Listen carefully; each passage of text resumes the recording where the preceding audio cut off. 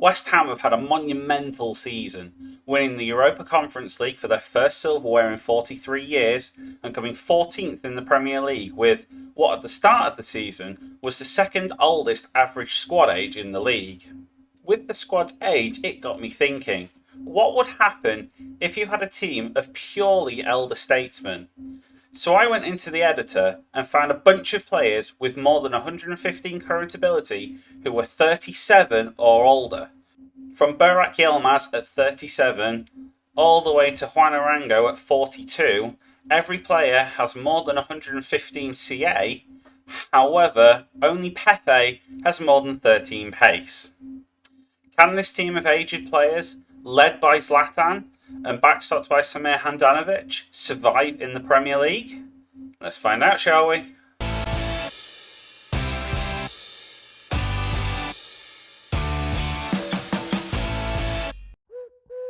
Hi all, Editing James here.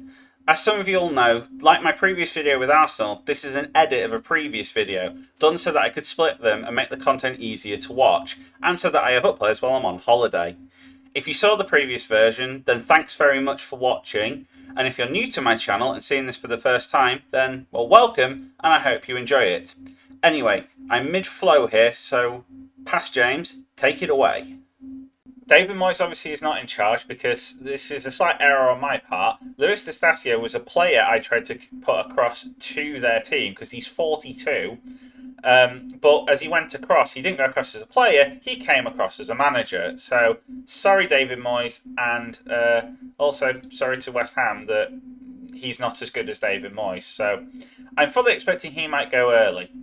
But hopefully, this team will have enough experience and quality, let's put it that way, to survive. You have got the likes of Zlatan, who he thinks he can be a team on his own. He might have to be if everyone else is falling apart around him. But you've got Pepe, Fernandinho, who didn't long leave Manchester City, Samir Handanovic, who's still a top quality goalkeeper, some classic names like Fabio Quagliarella, Ashley Young, Joaquin. So it's still a strong team, but yes, we've got 42-year-old Juan Arango, who, yeah, he's maybe missing a yard of pace.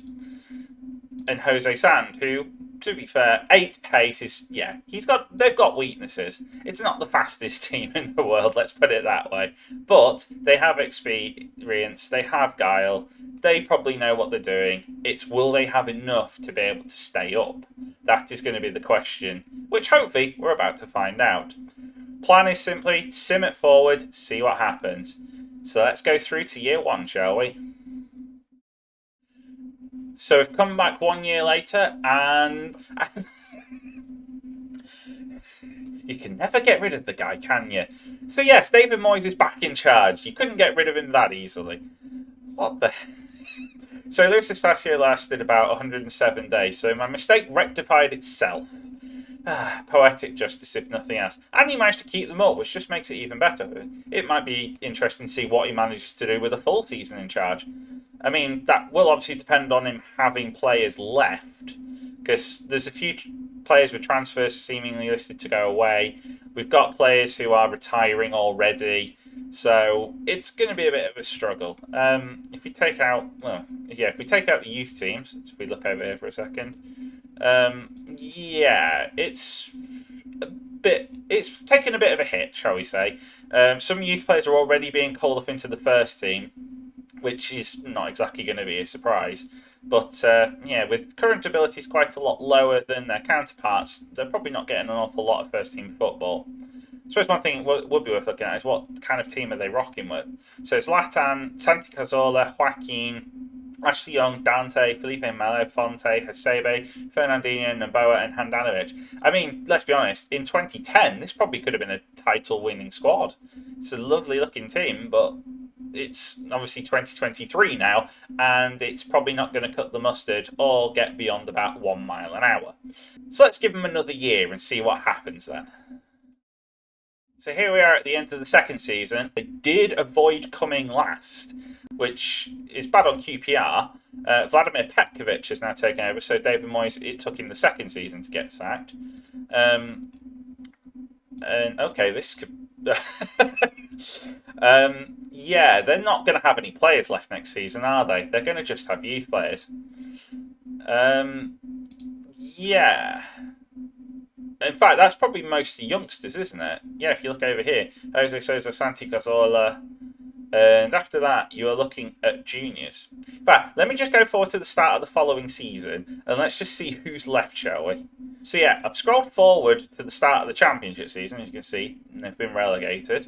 And yeah, this is their first team. Adriano and Fernandinho survived old age. They are the only ones left who have not either retired or been transferred away. Everyone else is a junior. Now, don't worry, there is obviously more players here, but they've now turned into the new Arsenal, shall we say. They now have no one older than 18. So that's going to be that could be an interesting one to follow along in general. So let's go forward another few years. So I've simmed this forward to 2037. Obviously, we left them with only 2 players left who are actually from the start of the save, so to speak. But they went down again straight away because they didn't have enough experienced players, or indeed players, left in the team. So they managed to find themselves down in League One, look. So, and they even spent an extra 2 or 3 years down there before getting promoted and becoming a stable championship club, really. Not much point looking at the player personnel because they're going to be very different to any of the people that we started with. And I imagine the 2 that were left just retired the following season, basically. One last interesting stat to add on here. Vladimir Petkovic got relegated both times, but was allowed to stay at the helm, and indeed stayed there for over 8 years, winning the promotion back to the championship before retiring from management as opposed to being sacked.